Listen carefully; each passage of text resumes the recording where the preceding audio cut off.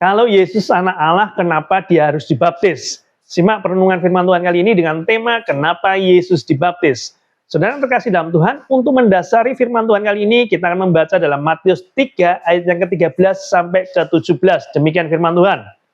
Maka datanglah Yesus dari Galilea ke Yordan kepada Yohanes untuk dibaptis olehnya.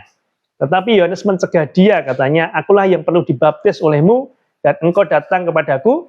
Lalu Yesus menjawab, katanya kepadanya, biarlah hal itu terjadi, karena demikianlah sepatutnya kita menggenapkan seluruh kehendak Allah. Dan Yohanes pun menurutinya. Sesudah dibaptis, Yesus keluar dari air, dan pada waktu itu juga langit terbuka, dan ia melihat roh Allah seperti burung merpati turun ke atasnya. Maka terdengarlah suara dari surga yang mengatakan, inilah anak yang kukasih, kepadanya lah aku berkenan. Saudara, sebelum Tuhan Yesus melakukan pelayanan yang luar biasa, menyembuhkan mereka yang sakit, membangkitkan orang mati, bahkan banyak mujizat yang dilakukannya, Yesus datang jauh-jauh dari Galilea menuju ke Yordan untuk dibaptis oleh Yohanes. Yohanes tahu siapa Yesus, maka awal-awal Yohanes tidak mau. Seharusnya Yohanes yang dibaptis oleh Yesus, tetapi Yesus memaksanya, dan akhirnya Yohanes membaptis Tuhan Yesus. Pelajaran apa yang bisa kita petik dari firman Tuhan yang kita renungkan kali ini? Yang pertama, Yesus mengajarkan tentang kerendahan hati. Yesus rela tinggalkan kemuliaannya, turun ke dunia, jadi sama dengan manusia untuk menjadi penebus dosa manusia, bahkan menyelamatkan mereka yang mau percaya kepadanya. Mengajarkan kepada kita bagaimana kerendahan hati yang luar biasa yang Yesus tunjukkan. Ada sebuah cerita yang menarik. Jadi seorang pemilik perusahaan, dia rela antri makan siang dengan para karyawannya. Kemudian karyawannya iseng tanya, Pak, kenapa Bapak seharusnya bisa makan enak, tetapi harus rela antri dengan kita? Jawabnya simpel, karena aku ingin merasakan apa yang kalian rasakan. Demikian pula Yesus yang rela datang ke dunia ini untuk menjadi penebus setiap kita, penebus dosa setiap kita, untuk merasakan apa yang kita alami.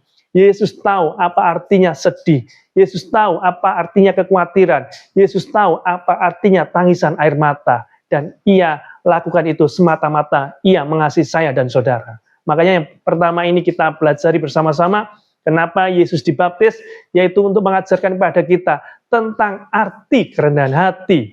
Kemudian yang kedua, kenapa Yesus dibaptis? Kita lihat ayat yang ke-15 dari Matius 3 tadi. Matius 3 ayat yang ke-15, demikian. Yesus menjawab, katanya kepadanya, biarlah hal itu terjadi, demikian sepatutnya kita menggenapkan seluruh kehendak Allah. Yesus taat untuk menjalani apa yang menjadi kehendak Allah. Artinya apa? Yesus rela apa yang menjadi perintah Allah, dia lakukan. Demikian pula dalam kehidupan kita. Tidak ada yang instan dalam kehidupan ini. Kita harus berproses dalam kehidupan ini. Baik itu mencapai kesuksesan dalam keluarga kita, dalam pekerjaan kita, maupun dalam pelayanan kita. Ada prosesnya, tidak serta-merta instan. Dan prosesnya tersebut adalah berbicara tentang ketaatan kita, berjalan sesuai dengan kehendak Allah. Jadi Yesus mengajarkan kenapa dia mau dibaptis, yaitu taat kepada kehendak Bapa di surga. Yang kedua yang kita bisa pelajari adalah ketaatan untuk melakukan apa yang menjadi kehendak Allah Bapa di surga. Kemudian yang ketiga, kenapa Yesus mau dibaptis? Ini yang penting yang kita renungkan kali ini. Yesus mau dibaptis karena pernyataan identitas kasih Allah Bapa. Ayat yang ke-16 sampai ke-17. Demikian firman Tuhan. Sesudah dibaptis, Yesus keluar dari air, dan pada waktu itu langit terbuka, dan ia melihat roh Allah seperti burung merpati turun ke atasnya. Lalu terdengarlah suara dari surga, mengatakan, inilah anakku yang kukasih, kepadanya lah aku berkenan. Jadi ada pernyataan identitas kasih Allah Bapa kepada Yesus. Yesus diperkenan oleh Allah Bapa di surga. Dikatakan di situ, inilah anakku yang kukasihi. Demikian juga kerinduan Bapa di surga, melihat kita dan menyatakan kasih-Nya, bahwasanya Yesus, Allah Bapa, sangat mengasihi kita, Dia berkenan akan kehidupan kita. Biarlah hidup kita juga demikian, menyenangkan Allah Bapa, sehingga kehidupan kita benar-benar berkenan di hatinya. Saudara, kalau kita punya anak, ya jangan pernah bosan untuk memuji anak kita. Meskipun anak kita semula mungkin ranking 1, di tahun berikutnya tidak dapat ranking, jangan sampai membuat down, tetapi tetaplah puji dengan kata-kata yang positif. Sehingga apapun yang terjadi, kita tetap mengasihi anak kita. Sebab itulah kasih Allah Bapa di surga.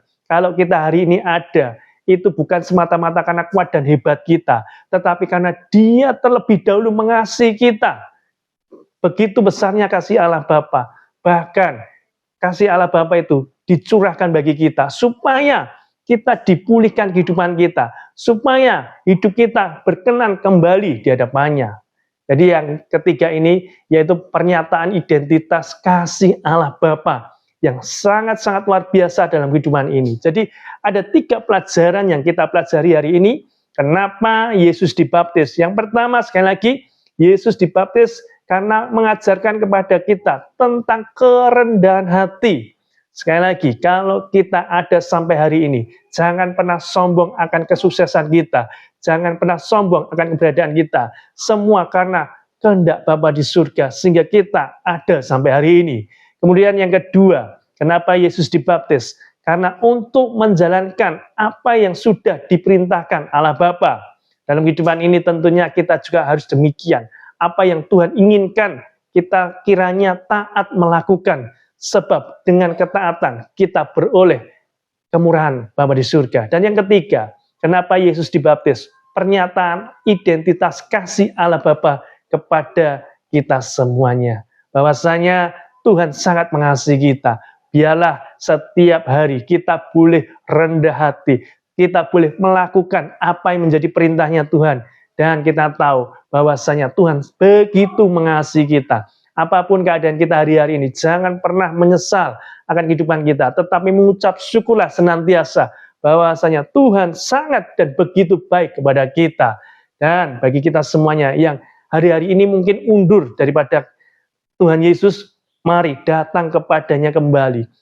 Ada pengampunan bagi mereka yang mau datang. Mereka yang mau mengakui setiap dosa dan kesalahannya.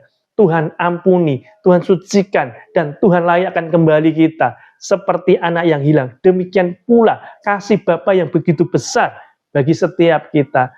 Tuhan Yesus sangat-sangat mengasihi kita. Tuhan Yesus ingin senantiasa kita dekat dengannya. Sehingga hidup kita dalam naungan kasih-Nya. Terima kasih sudah menyimak perenungan kali ini. Kiranya menjadi berkat bagi kita semuanya. Nama Tuhan Yesus dipermuliakan. Tuhan memberkati.